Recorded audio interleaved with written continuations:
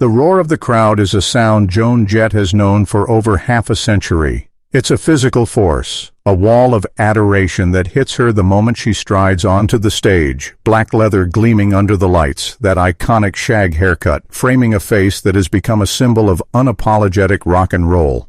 At 66, she still commands it with the same ferocity she did in 1975, a timeless avatar of rebellion. But for decades, behind the defiant sneer and the power chords of bad reputation, a secret has simmered, a private, profound truth she guarded as fiercely as her place in a male-dominated industry. Today, in the quiet calm of her New York apartment, a world away from the stage's frenzy, Joan Jett is ready to let it go. "You build a shell," she begins, her voice a familiar, gravelly rasp, but softer now, contemplative. "It's not something you plan, it's something you survive. For so long, that shell wasn't just for the music business. It was for me. To protect something I wasn't sure the world, or even my fans, would understand." The secret, which she unveils for the first time, is not a salacious tabloid headline or a hidden scandal. It is far more human, more vulnerable, and ultimately more powerful. It is the story of a lifelong, private struggle with severe anxiety and impostor syndrome, a condition she has silently managed since the earliest, most turbulent days of the Runaways. We think we know the story. The teenage girls from LA sold as a jailbait rock band, screaming "Cherry Bomb" to leering crowds. Jett has always been portrayed as the tough one, the anchor. While other members battled the industry's grotesque manipulations, Joan was the focused one, the rock and roll purist. That was the persona, she corrects, a wry smile touching her lips. Inside, it was a hurricane. I was a kid, a girl who just wanted to play guitar, suddenly thrust into this circus. The pressure was immense. Were we good enough? Was I a fraud for even being there? The noise backstage, the yelling, the pressure, the sheer overwhelming chaos would trigger something in me. I'd feel this tightness in my chest, a dizziness like the room was tilting. Her coping mechanism was to retreat inward, building the Joan Jett persona as a fortress. The leather, the sneer, the don't-give-a-damn attitude, it was armor. I'd put it on every morning like a uniform. It was the only way to walk out on that stage and own it when, honestly, sometimes I felt like I was going to vibrate out of my own skin. She describes panic attacks in bathroom stalls before shows, leaning against the stall door, counting her breaths while the crowd chanted her name. The irony was so thick, they were screaming for this image of cool confidence, and I was in there fighting a silent war just to get my lungs to work properly. I thought I was the only one. I thought if anyone knew, it would shatter the entire illusion. It would prove I didn't belong. When the Runaways imploded, the anxiety didn't dissipate. It mutated. The industry that had once exploited her now slammed its doors. The famous rejection from 23 major labels is a cornerstone of her legend, the fuel that ignited her DIY revolution with Kenny Laguna and the creation of Blackheart Records.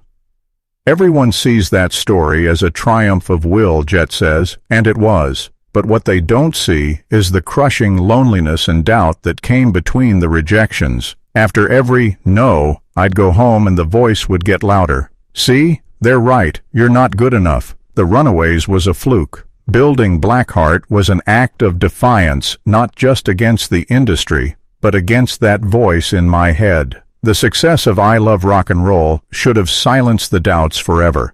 Instead, it amplified them. You'd think a #1 record would cure you of feeling like a fraud. It does the opposite.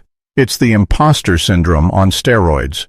I'd look at that record on the charts and think, when are they going to find out? When are they going to realize this was all a mistake? The pressure to follow it up, to prove it wasn't a fluke. It was debilitating. She developed intricate private rituals to manage her anxiety. A specific silent meditation for 20 minutes before every show, a strict, almost monastic routine on tour days.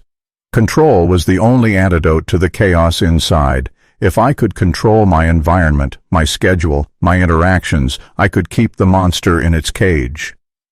For decades, this was her normal. The secret was a part of her, as intrinsic as her love for the guitar. The turning point didn't come from a dramatic breakdown or an intervention. It came from a quiet conversation with a young female musician backstage at a festival a few years ago. She was maybe 22, in a killer punk band. She looked up at me with these wide, earnest eyes and said, "Joan, how are you always so fearless?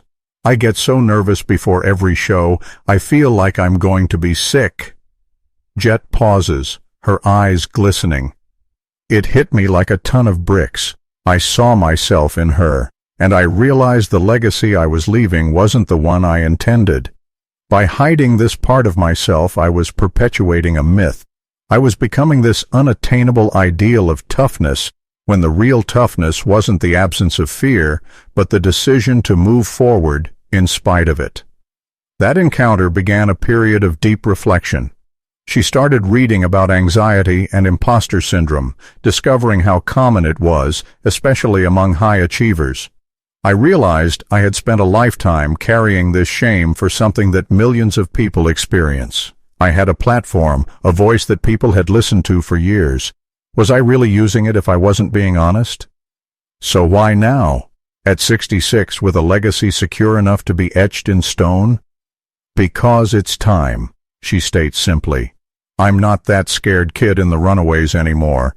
I don't need the armor in the same way.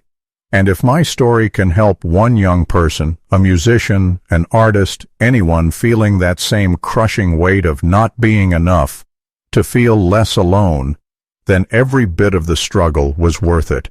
That's a more powerful legacy than any hit record. Jett is quick to clarify that she is not cured. Anxiety is a part of her life, a condition she manages with therapy, mindfulness, and the unwavering support of her inner circle. It's not a monster to be slain. It's a part of me I've learned to live with, to make peace with. Some days are better than others, but it doesn't control me anymore, and it certainly doesn't define me. She has even learned to channel it. That nervous energy, that buzzing in your chest before you go on stage, I've reframed it. It's not anxiety anymore. It's excitement. It's fuel. It's the same energy. I just stopped calling it by a scary name. The impact of Joan Jett's confession is profound. It recontextualizes her entire career. The sneer wasn't just defiance against a sexist industry. It was defiance against the turmoil within. The anthems of rebellion like Bad Reputation and I Hate Myself for Loving You were not just statements to the world, they were affirmations for herself. Her story adds a new, deeply resonant layer to her pioneering status. She wasn't just breaking barriers for women in rock, she was doing it while carrying a hidden heavy weight. Her toughness was never about the absence of vulnerability, but the incredible strength required to transcend it. In an era where mental health is finally becoming a central part of our cultural conversation, Joan Jett's decision to share her secret is its own act of rebellion. It shatters the last vestiges of the rock god myth, the idea that true icons are impervious to human frailty. Rock and roll is about truth, Jett says, her voice firming back into the familiar steely tone. It's about connecting through the raw, messy, ugly, and beautiful parts of being human. How can I sing about truth if I'm living a lie? This is the realest song I've ever written. It just doesn't have a guitar solo. As our conversation ends, she looks out the window at the city sprawling below. The roar of the crowd is hours away, but the quiet in the room is no longer the silence of a secret kept, but the peace of a truth finally shared. The bad reputation remains, but the burden is gone. Joan Jett, at 66, is finally, completely free. And in her freedom, she has given her fans not just the soundtrack to their rebellions, but the permission to be fully, courageously, imperfectly human.